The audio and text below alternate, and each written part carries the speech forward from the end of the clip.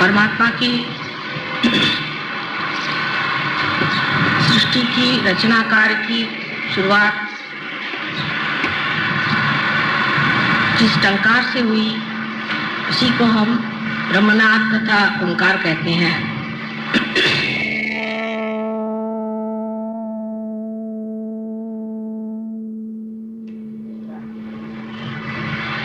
इस टंकार से जो नाद विश्व में फैला वो नाम पवित्र ताकत। सबसे प्रथम परमात्मा ने इस सृष्टि में पवित्रता का संचारण किया।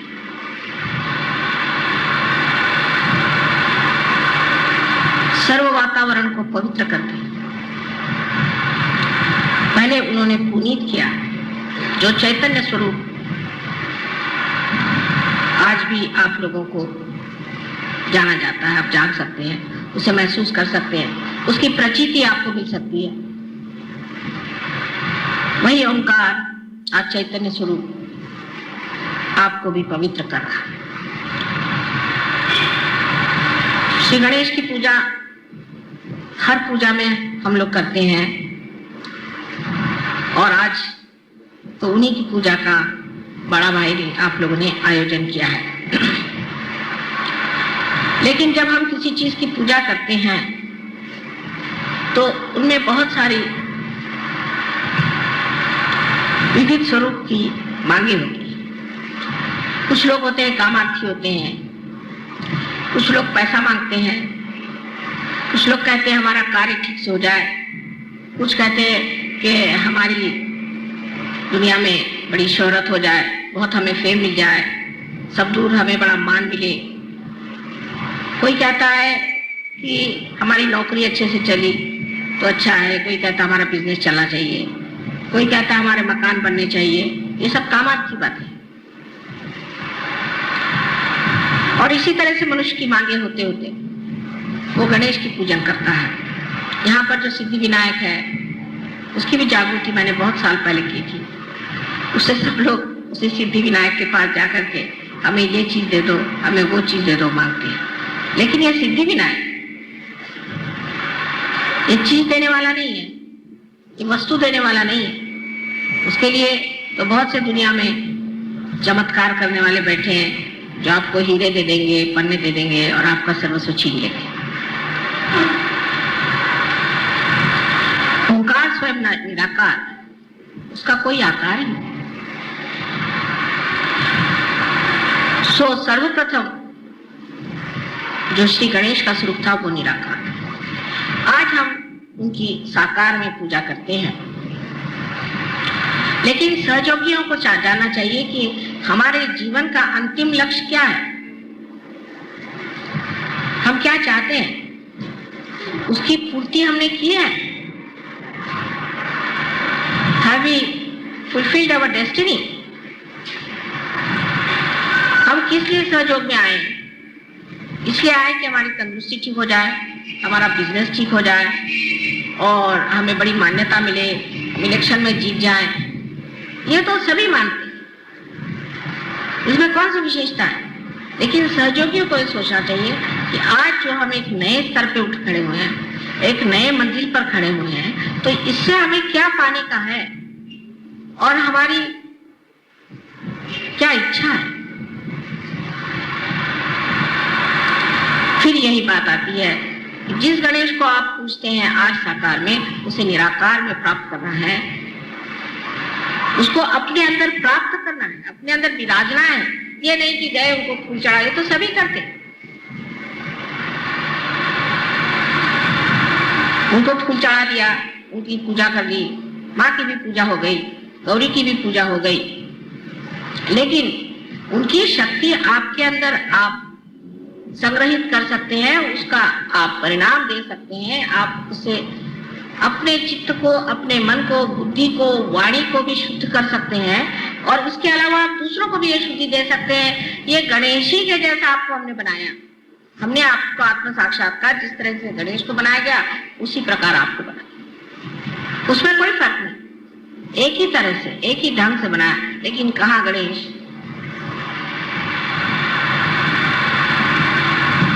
सो जब आप गणेश की पूजा करते हैं तो आपको ये सोचना चाहिए कि हमें निराकार की ओर उठना है, निराकार से एकाकारिता करें। हम तो साकारी के पीछे में दौड़ते हैं। अभी एक साहब कोई पूरी मिली के सहयोगी पूना में आकर के मुझे कहने लगे कि मेरी तो वो भी कृष्ण पूजा भी गई क्योंकि मैं पूना नहीं आ सका, और ये भी पूजा गई। मैंने कहा ये क्यों गई?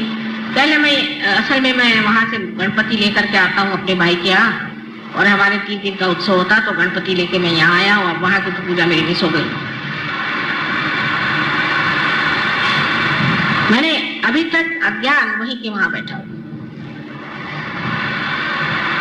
यहाँ की पूजा मिस करके आप गणपति यहाँ से 10-15 रुपए का खरीद करके ले गए। गणपति को खरीदा भी जाता है, आप हमें नहीं खरीद सकते, पर गणपति को तो आप खरीद सकते हैं। और फिर जो गणपति के नाम पे जो धंधे कर रहे हैं, इसीलिए पूना में आजकल बरसात हो रही है। इससे गणपति के वो मार्ग ही बंद हो जाए, और तब तक बरसात होनी चाहिए जब तक गणपति विसर्जित नहीं होता। विसर्जन करने की जरूरत नहीं होनी चाहिए, वही भीख मार के विसर्जित हो जाएंगे। वहां के गणपति के मैंने जो किस्से सुने, मैं तो एकदम अवाक रह गई कि श्री गणपति को बिठाया है और उनके सामने शराब पीते हैं, वहां बैठ के शराब पीते हैं, गंदे गंदे गाने गाते हैं, उसके आगे गंदे गंदे नृत्य करते हैं, और सब गंदी तरह की औरतें वहां जमी रहती हैं और सब तरह के धंधे करते हैं। ये गणपति की विटंबना हो गई। अब एक ये मार्ग लोकमान्य तिलक ने बताया था कि इसको गणपति को सामाजिक बना दीजिए, और सामाजिकता में जो है आपके सामने एक चीज ऐसी रहेगी जिसके सामने आप बड़े बड़े ऐसे संगीत के या व्याख्यान मालाओं के इस तरह के आप कार्यक्रम बनाएं जिससे लोगों में एक तरह की जागरण हो जाए। ये तो अच्छे भले लोगों को खराबी के रास्ते पर ले जाने की पूरी व्यवस्था ऐसे गणपतियों ने की है, और जितना बड़ा गणपति उतना ही वहां पाप ज्यादा है। और ऐसे गणपति के सामने पाप करने से वो क्यों छोड़ेगा? वो इन लोगों को छोड़ने वाला नहीं। अब जब तक हम बैठे हैं ठीक है, लेकिन बाद में वो ठिकाना नहीं होने वाला, क्योंकि वो जानते हैं कहाँ कहाँ काम करना है और कहाँ मेहनत करनी है। और मुझे यही डर लगता है कि होने क्या वाला है। पुण्य पट्टनम जिसे कहते हैं, ऐसे पुणे शहर में एक तो वैसे एक राक्षस बैठा हुआ है, और भी बहुत सारे वहां इकट्ठे हो गए। उसके अलावा ये जो गणपति के नाम पर अनाचार शुरू कर दिया है, इसे क्या कहा जाए? क्योंकि परमात्मा से इनका संबंध नहीं है।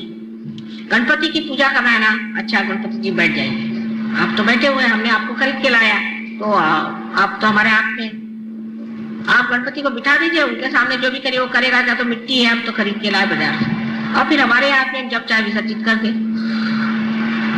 इस मनुष्य के अहंकार ने उसे इतने नीचे तक उतार दिया है कि वो भगवान के नाम पर हर तरह की बुराइयां कर। ऐसे तो आप देख ही रहे हैं कि हर मंदिर में आप जाइए तो वहां पर देवियों के मंदिरों में भूत नचाते हैं, बिल्कुल बेशर्म जैसे, उनको कुछ मालूम नहीं कि क्या आप बता सकती है।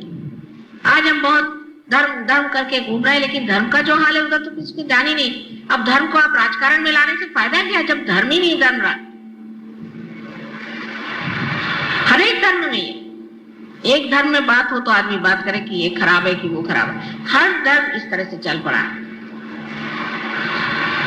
सो गणपति को जब आप लोग पूछते हैं तो आपको पता होना चाहिए आप सहयोगी हैं, आप योगी जन। ऋषि पंचमी ऋषि और बड़े बड़े महान लोगों को भी जो मिला नहीं, वो आपको आज साधारण सर्वतौर पे मिला है। सबको मिला है, रास्ते पर ले आए, सब कुछ पा लिया। लेकिन जब हम कोई बात कहते हैं तो आप लोग अपने तरफ कभी नहीं देखते। आप सोचते हैं ये मैं किसी और को कह रही हूँ, ये नहीं सोचते कि हम भी उसी में से, कि हमारी दृष्टि कहाँ है। हम क्या सोचते हैं, माता जी देखिए, ये देखिए मैं घर ले रहा हूँ, इसको आप आशीर्वाद दीजिए।